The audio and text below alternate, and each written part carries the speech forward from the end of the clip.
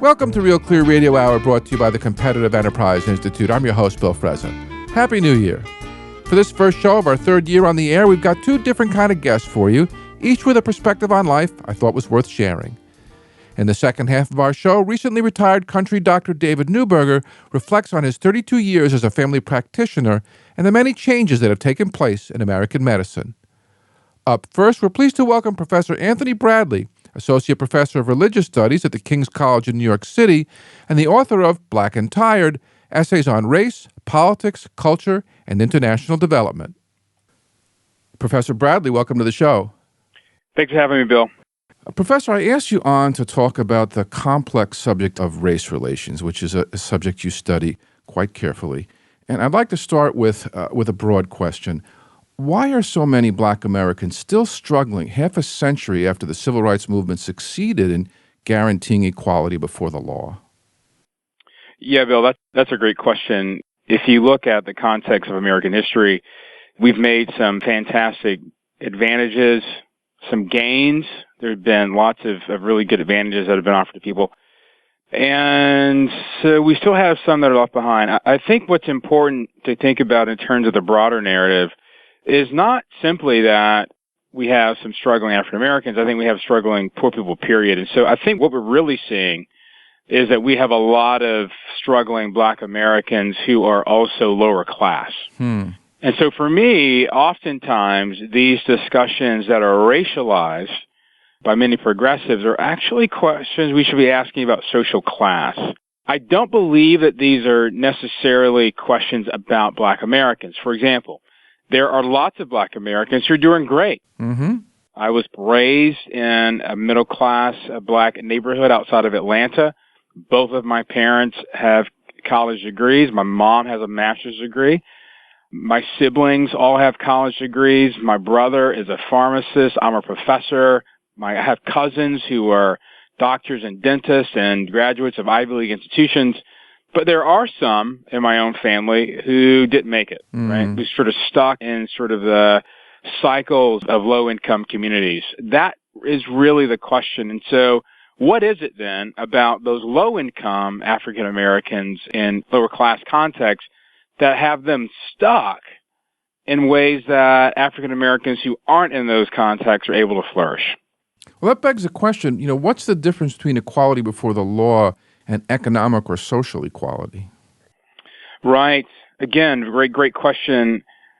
This has so much to do with who is defining what equality is, right? On the one hand, if you believe that equality is defined by the access that men and women in this country have to pursue their dreams, access they have to take advantage of opportunities that the system provides, then you'll see equality in terms of it standing before the law. That is, the rules are the same, right? But if you believe that equality is actually defined by results and outcomes, that is, equality is defined by the ways in which men and women in this country have the same proportion of stuff, the same amount of cars and houses and incomes, then you'll think about equality in terms of that material conclusion and result. And that's a completely different way of looking at equality. Then you'll be concerned about inequality and economic inequality and social inequalities, right? And if we look at the Black experience, what we see, depending on the period, is that when African Americans are put in a context where they are free to participate in a system where the rules are the same for them as everyone else, we flourish, right? Start businesses, raise families, do all the things that make America great. So, Anthony, cultural issues often play a large role in economic success, but also the wider societal issues. As a Black man, how prevalent do you feel systematic racial oppression is in the United States today compared to the past? Of course, that depends on how we define racism. I guess one way to think about it might be this. Is it still the case that men and women have biases in the way that they see people? And I'm going to say absolutely. As long as people are raised in communities and they're nurtured a certain way, they're going to have certain biases, whether Those biases are related to race or class or geography, right? Mm-hmm. Southerners not liking Yankees and vice versa. Do those things exist, and are they prevalent? I believe those things exist, and they will continue to exist. The question is, what systems are in place so that those biases that we all have don't actually hinder other people's flourishing, right? Mm-hmm. And that's where the rule of law is important.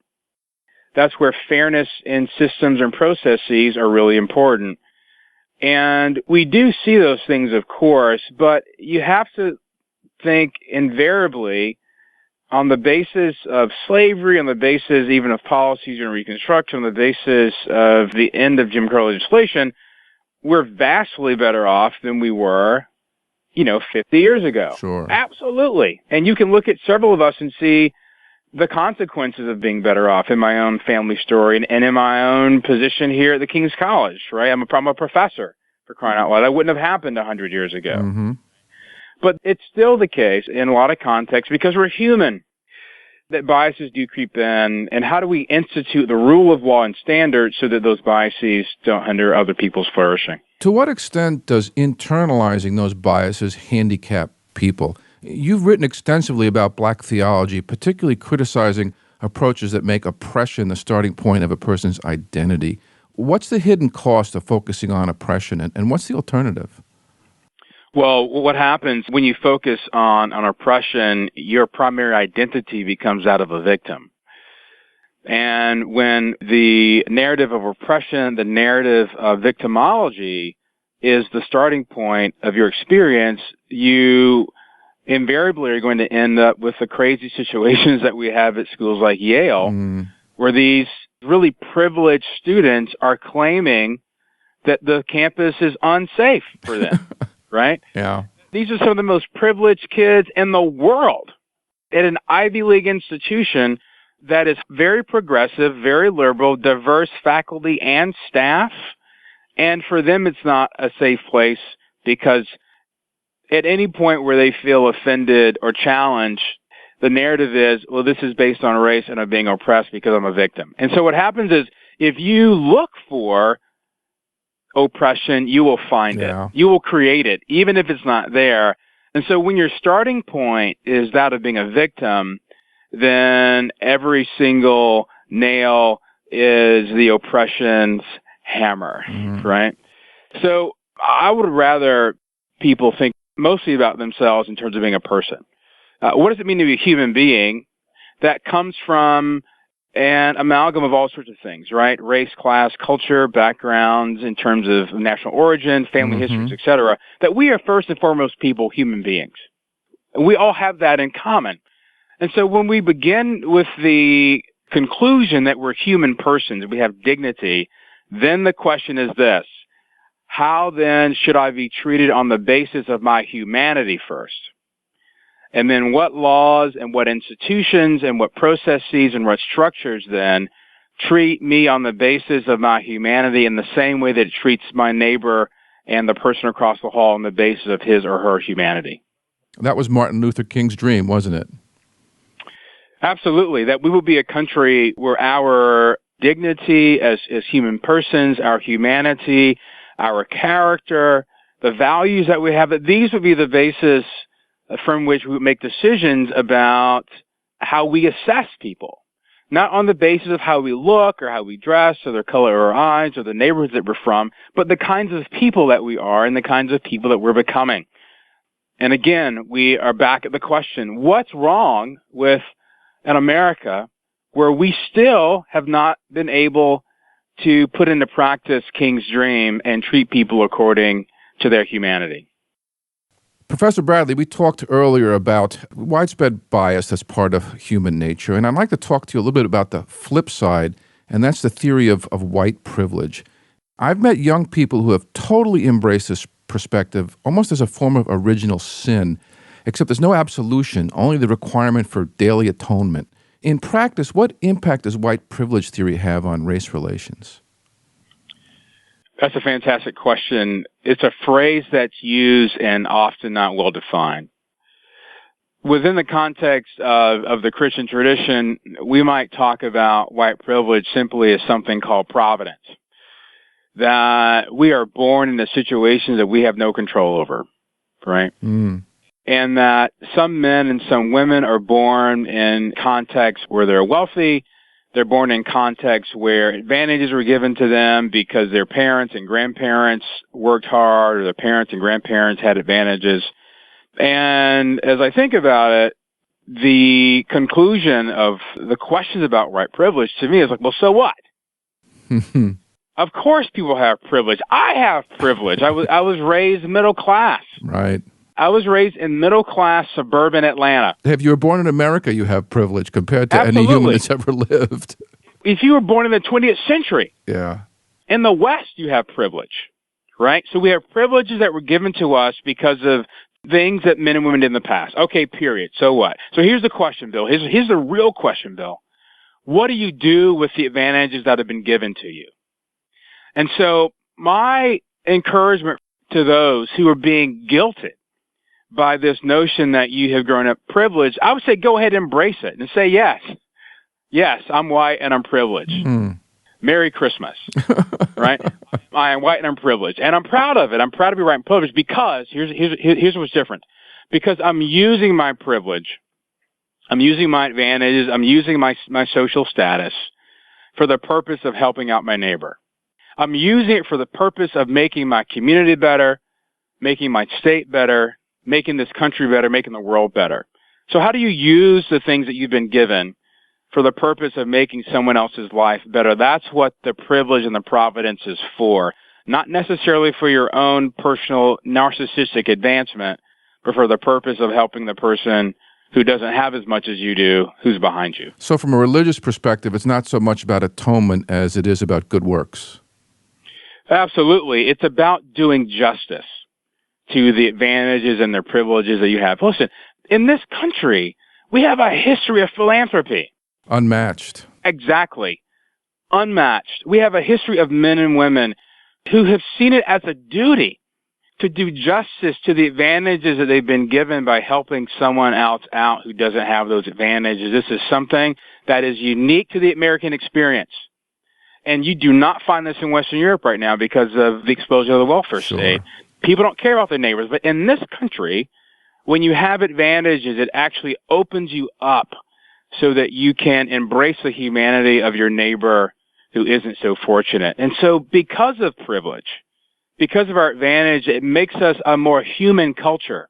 It makes us care about our neighbors more, and we want to foster more of this. So whenever my friends and colleagues sort of raise the flag of white privilege, I'm like, yeah, raise it. And let's talk about it, because it's the privileges in this country that some people have had that's actually made us a much better country. So let's go ahead and embrace it and talk about it and use it for the purpose of making this country great. Again, let's come back around to the flip side of economic class. And let me ask you, what contribution does self-sabotage make to poverty? Does this cut across racial lines, or is there something particular about the Black experience in America that brings out a disproportionate number of self-defeating behaviors? One way to think about that question is to think about what is it that keeps people from moving forward? What is it that keeps people from taking advantage of all the opportunities that we have in this country? And if you look back, one of the key characteristics of people who can't seem to get ahead and make it is the absence of the virtue of delayed gratification. This is what Thomas Sowell talks about all the time. All the time. And others. He's not the only one. Social psychologists talk about this as well. The ability to delay gratification and to live for the long term and to think about the future is one of the key assets in terms of long-term sustainable economic development and social mobility. Now, it's not just that some African Americans lack the virtue of delayed gratification. I think we also see this in lower-class white communities as well. Sure. So if you look at lower-class white communities in Appalachia, for example, right, they have the exact same pathologies. Absolutely, right? They have the exact same trends and patterns and decision-making apparatus and values as people who are in lower class and lower income Black communities across the country.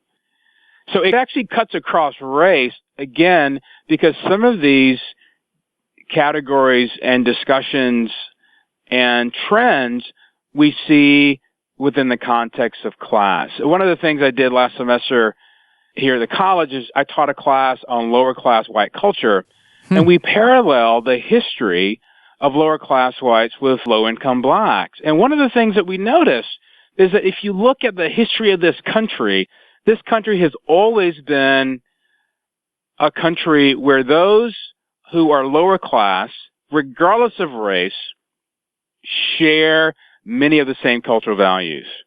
And that these aren't about racial distinctions, right? Mm-hmm.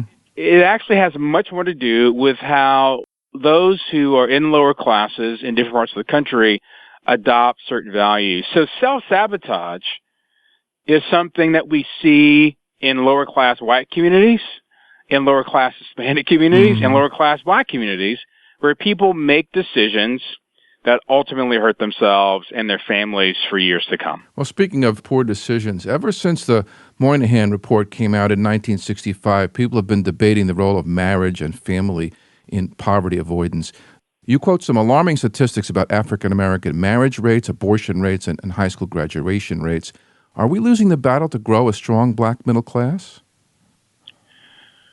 One of the battles we're losing in terms of growing a strong Black middle class is growing a strong Black family, which is a problem that we have in the country in general, but it disproportionately affects low-income Black communities, in part because we live in a context where, with the explosion of social services, it's actually undermined the incentive for people to want to get married.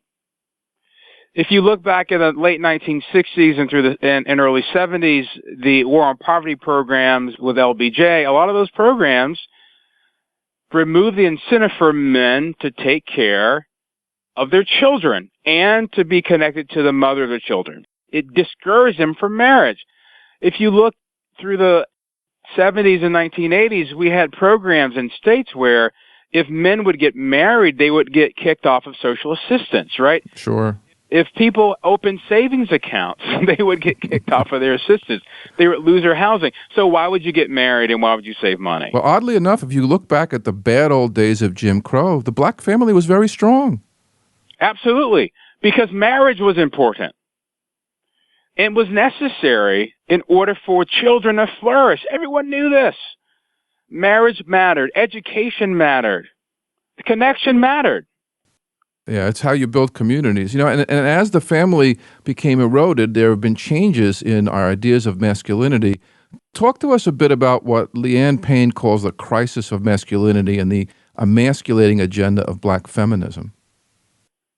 One of the things that's happened in the context of the Black community is that the role of a father has been, in many sectors, completely dismissed and undermined and replaced with a matriarchy.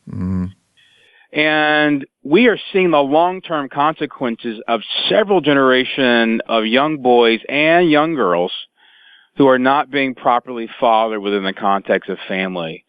And so one of the deepest consequences of this is that it actually discourages positive models of what it means to be a man who is a leader of his family and is a leader in his community, and replaces that with a vision that has men on the sidelines. And so if you're a young boy and your models of masculinity are sort of tangential to the community, then you're actually left to these models of masculinity that are prevalent in video games, and media, and pop music. And what happens is that for a lot of men, young men, then their vision of what it means to be a man is the type of man who ends up doing things that break the law, that dismantle family, that disrupt communities, and ultimately, in many cases, unfortunately, lands men either in jail or in a coffin. Yeah, which is the worst form of self-sabotage.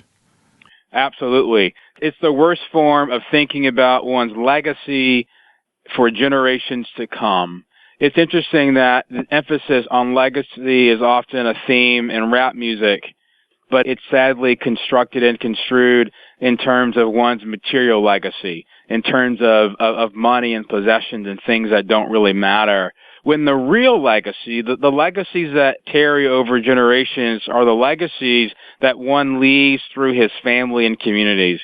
And that type of value is a type of value that has been completely eroded by this sort of self-sabotaging agenda that you mentioned, the decline of the black family and the crisis in masculinity in terms of what it means to be a man. You know, as I read your books, there's one phrase that just really jumped out at me. You stated that moral problems require moral solutions. What did you mean by that? If you happen to visit Washington, D.C., and you listen to the rhetoric in Congress, these politicians believe that they can actually use government to do things and solve the problems of people that are actually not political problems. They're moral problems, right? There is no marriage tax incentive in the world that can convince a man to love a woman and stay committed to her for 40 or 50 or 60 or 70 years. That's a moral decision. When men decide and when women decide to get married before they have children, that is a moral decision. That is not a decision about the convenience of birth control or the convenience of finances, right? That's a moral decision. And so the types of issues that we see in lower class and lower income communities in terms of marriage and family and sexuality and even in education, I mean, those decisions are not material decisions. Those are moral decisions. Those are decisions about virtue and character. And so government does not make people more moral. Government doesn't make people have character. It only uses force to get people to do things that politicians want them to do. We will not arrive at a nation that excels in character and virtue, the sorts of virtues that many of our founders advanced, if government is seen as the only solution. We have to have other institutions that focus on forming virtue and character so that we need the coercive power of government less so that people can have control over their own lives and improve their communities because they value those things as good. And Professor Bradley, I've been a fan of Thomas Sowell's for many years, actually decades. I think I found his successor. Thanks so much for being on the show. Bill, my pleasure. Thank you so much. That was Professor Anthony Bradley from King's College in New York City, author of Black and Tired, Essays on Race, Politics, Culture, and International Development, here on Real Clear Radio Hour, brought to you by the Competitive Enterprise Institute. I'm your host, Bill Frezza. You can check out Real Clear Radio on Facebook or follow us on Twitter at Real Clear Frezza. And stop by RealClearMarkets.com, my go-to place for diverse views on political economics. Ahead, we'll speak with recently retired country doctor David Newberger as he reflects on his 32 years as a family practitioner and the many changes that have taken place in American medicine. Stay tuned.